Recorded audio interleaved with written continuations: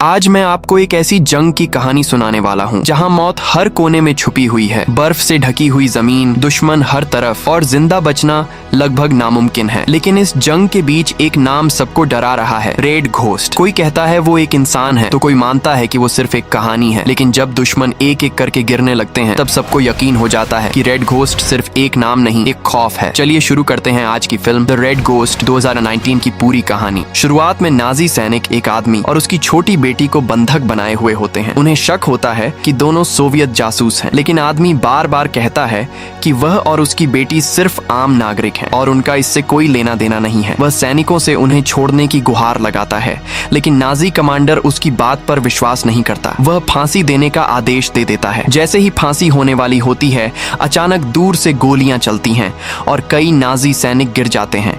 यह हमला एक खतरनाक सोवियत स्नाइपर करता है जिसे रेड घोस्ट कहा जाता है। वह अपनी सटीक निशानेबाजी के लिए पूरी सेना में डर और सम्मान दोनों का कारण बना हुआ है। वह आदमी समझ जाता है कि उसकी जान बचाने वाला वही रेड घोस्ट है और उसे धन्यवाद देता है। यह घटना बाद में कुछ बचे हुए सोवियत सैनिकों की कहानी में बदल जाती है जो नाजियों से बचकर एक सुरक्षित जगह ढूंढ रहे होते हैं। जल्द ही कप्तान मोर्याकोक एक आदमी को पेड़ के नीचे सोता हुआ पाता है। वह समझ जाता है कि वह भी सोवियत नागरिक है और उसे अपने समूह में शामिल कर लेता है। सूरज ढलने लगता है और वे रात बिताने के लिए एक पुरानी खाली इमारत में रुक जाते हैं। उसी दौरान एक सैनिक गंभीर रूप से घायल हो जाता है और कुछ समय बाद उसकी मौत हो जाती है, जिससे उसके साथी बहुत दुखी हो जाते हैं। अगले दिन एक नाजी पेट्रोलिंग यूनिट उस इलाके में पहुंचती है और अपने मारे गए सैनिकों के शव देखती है। कर्नल को समझ आ जाता है कि यह काम रेड घोस्ट का ही है। वह अपने सैनिक ब्रून को बताता है कि रेड घोस्ट कितना खतरनाक है और वह अकेले ही बहुत सारे सैनिकों को मार चुका है। यह सुनकर ब्रून को यकीन नहीं होता, लेकिन उसे रेड घोस्ट को पकड़ने का मिशन सौंप दिया जाता है। इधर मोर्याकोक और उसकी टीम एक खाली बस्ती में पहुंचती है, लेकिन वहां उन्हें केवल मरे हुए लोग और बिखरा हुआ सामान मिलता है। एक मेज पर उन्हें खाना मिलता है, लेकिन एक सैनिक को समय रहते रोक लिया जाता है क्योंकि खाना जहर दिया हुआ होता है। भूख की वजह से उनके बीच तनाव बढ़ने लगता है। उसी जगह एक महिला वेरा, जो हाल ही में अपने पति को खो चुकी है, बीमार पड़ जाती है और पता चलता है कि वह गर्भवती है। दूसरी तरफ नाजी यूनिट भी उसी इलाके की ओर बढ़ रही होती है जहां उन्हें पहले आदेश मिला था। वे उसी बस्ती में आराम करने का फैसला करते हैं जिसे उन्होंने पहले नष्ट किया था। बस्ती में मौजूद सोवियत सैनिकों को जल्द ही एहसास हो जाता है कि दुश्मन आ चुका है। वेरा को छिपने के लिए कहा जाता है और वह एक संदूक के अंदर छिप जाती है। मोर्याकोक और उसके साथी पास ही होते हैं और समझ जाते हैं कि नाजी सैनिक बस्ती में घुस आए हैं। वे वेरा की सुरक्षा को लेकर चिंतित हो जाते हैं, लेकिन उनके पास गोला बारूद कम होता है और नाजियों के पास भारी हथियार होते हैं, इसलिए वे सीधे हमला करने की बजाय इंतजार करने का फैसला करते हैं। घर के अंदर ब्रून और उसके सैनिक धीरे धीरे पूरे इलाके की तलाशी लेना शुरू कर देते हैं। उसके साथ ही ऑटो बाकी लोगों को मेज पर रखा खाना खाने से रोकता है और बताता है कि यह पहले से ही सोवियत सैनिकों को फंसाने के लिए जहर दिया गया है। इसी दौरान वेरा संदूक के अंदर छिपी हुई होती है। वह ब्रून और ऑटो की सारी बातें सुन लेती है, जिससे उसे डर लगने लगता है। ज्यादा देर तक छिपे रहने के कारण वह खुद को संभाल नहीं पाती और गलती से उसकी मौजूदगी का पता चल जाता है। एक सैनिक उसे देख लेता है और वह पकड़ ली जाती है। वेरा को ब्रून के सामने पूछताछ के लिए लाया जाता है। वह खुद को आम नागरिक बताती है और कहती है कि वह उस परिवार का हिस्सा है जो यहाँ रहता था, लेकिन ऑटो को एक तस्वीर में उसका चेहरा नहीं दिखता,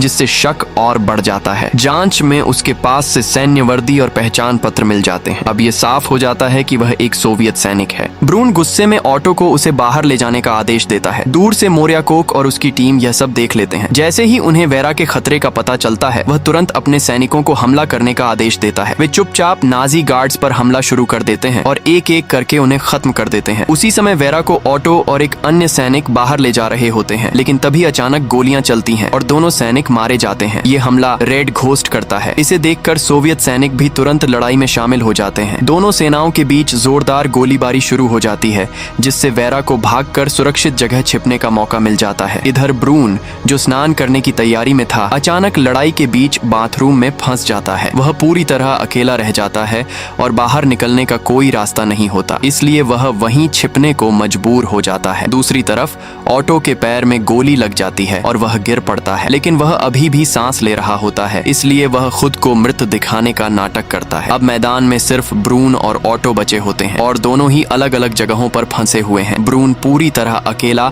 और बिना हथियार के रह जाता है और किसी तरह वहां से बच निकलने का रास्ता खोजने लगता है। आखिर में ब्रून एक महिला के कपड़े पहनकर किसी तरह पीछे के रास्ते से वहां से भाग निकलता है। दूसरी तरफ मोरिया कोक और उसके सैनिक समझ जाते हैं कि नाजी सेना हार चुकी है, इसलिए वे घर के अंदर जाते हैं। लेकिन अंदर उन्हें रेड घोस्ट बेहोश हालत में मिलता है, जो बहुत ज्यादा थक चुका होता है। वे तुरंत उसे उठाकर अंदर ले जाते हैं और उसका इलाज शुरू करते हैं। जब वह होश में आने का इंतजार कर रहे होते हैं, तब सभी थोड़ी राहत महसूस करते हैं और नाजियों द्वारा छोड़ा गया खाना खाकर अपनी जीत का जश्न मनाते हैं। कुछ समय बाद वेरा को अचानक तेज दर्द होने लगता है और सब समझ जाते हैं कि उसका बच्चा अब जन्म लेने वाला है। मोरिया कोक और बाकी लोग मिलकर उसकी मदद करते हैं और काफी मुश्किलों के बाद बच्चे का सुरक्षित जन्म होता है। वेरा खुश भी होती है कि उसका बच्चा बच गया, लेकिन दुखी भी होती है क्योंकि उसका पति अब इस दुनिया में नहीं है। मोरिया कोक उसे सांत्वना देता है और वादा करता है कि वे सभी मिलकर बच्चे की देखभाल करेंगे जैसे वह उनका अपना हो। उधर एक नाजी कर्नल अपने वाहन में होता है जो बर्फ पर फिसल जाता है। तभी उसे दूर से कोई महिला के कपड़े पहने हुए व्यक्ति दिखाई देता है। यह ब्रून होता है जो किसी तरह बचकर निकल आया है। अब ब्रून पूरी तरह मानने लगता है कि रेड घोस्ट सच में है और वह बहुत शक्तिशाली है। कर्नल फिर से बस्ती पर हमला करने का फैसला करता है ताकि रेड घोस्ट को खत्म किया जा सके। इधर बस्ती में रेड घोस्ट धीरे धीरे होश में आता है और अपना हथियार उठाने की कोशिश करता है। उसे महसूस होता है कि नाजी सेना फिर से बहुत जल्द वहां पहुंचने वाली है। नतीजतन मोरिया कोक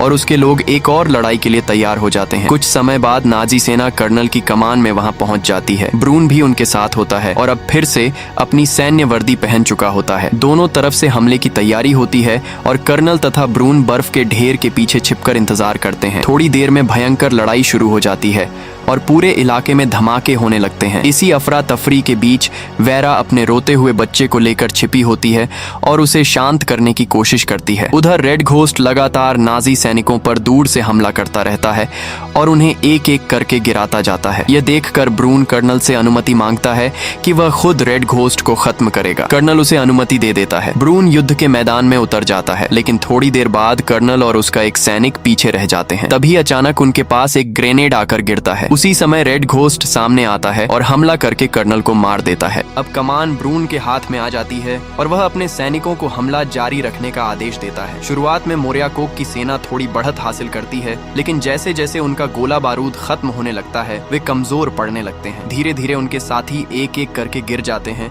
और खुद मोरिया कोक भी घायल हो जाता है। जल्द ही मोरिया कोक के बहुत कम लोग बचते हैं, जिनमें वेरा और घर के अंदर मौजूद एक साथी शामिल होते हैं। बाहर रेड घोस्ट लगातार लड़ता रहता है और ब्रून की सेना को खत्म करता जाता है। जब सभी सैनिक मारे जाते हैं तो मैदान में सिर्फ ब्रून बच जाता है। रेड घोस्ट उसके सामने आता है और उसे सीधे एक अंतिम द्वंद्व के लिए चुनौती देता है। ब्रून भी इसे स्वीकार करता है और दोनों के बीच एक भयंकर लड़ाई शुरू हो जाती है। आखिर में ब्रून रेड घोस्ट से हार जाता है। इसके बाद रेड घोस्ट तुरंत घर की ओर जाता है ताकि वेरा और बच्चे की जांच कर सके। अचानक रेड घोस्ट को पीछे से गोली मार दी जाती है। गोली मारने वाला ऑटो होता है, जो पहले मरा हुआ दिखने का नाटक कर रहा था। वह खुशी से भर जाता है क्योंकि उसे लगता है कि उसने आखिरकार उस महान स्नाइपर को खत्म कर दिया है। लेकिन जैसे ही वह हंस रहा होता है, अचानक एक और गोली चलती है और ऑटो को पीछे से लगती है। वह तुरंत वहीं मर जाता है। जिसने उसे गोली मारी होता है वह प्रोस्टैक होता है, जो मोरिया कोक की टीम का एक बचा हुआ सदस्य है। वह जल्दी से घर के अंदर जाता है ताकि वेरा और उसके साथी की जांच कर सके। अंदर जाकर वह दोनों को सुरक्षित पाता है। फिर वे तीनों जल्दी से वहां से निकल जाते हैं क्योंकि नाजी सैनिक और आ सकते हैं। एक हफ्ते बाद नाजी सेना फिर से एक दूसरे गांव पर हमला करती दिखाई देती है। उन्हें हिटलर की तरफ से आदेश मिला होता है कि वे रेड घोस्ट को ढूंढें और खत्म करें, क्योंकि अफवाह है कि वह अभी भी जिंदा है। वही आदमी जिसे शुरुआत में बंधक बनाया गया था, उसे फिर से पकड़ लिया जाता है और उससे रेड घोस्ट के बारे में पूछताछ की जाती है। वह कहता है कि उसे कुछ नहीं पता और वह सिर्फ काम करने वाला आदमी है। लेकिन नाजी सैनिक उस पर विश्वास नहीं करते और उसे मारने की तैयारी करते हैं। तभी अचानक गोलियों की बारिश शुरू हो जाती है और सभी सैनिक मारे जाते हैं। जब धूल हटती है तो वहाँ एक आदमी खड़ा दिखाई देता है। लोग सोचते हैं कि यह रेड घोस्ट है, लेकिन असल में वह प्रोस्टैक होता है। अब प्रोस्टैक उस गिर चुकी किंवदंती की जगह ले लेता है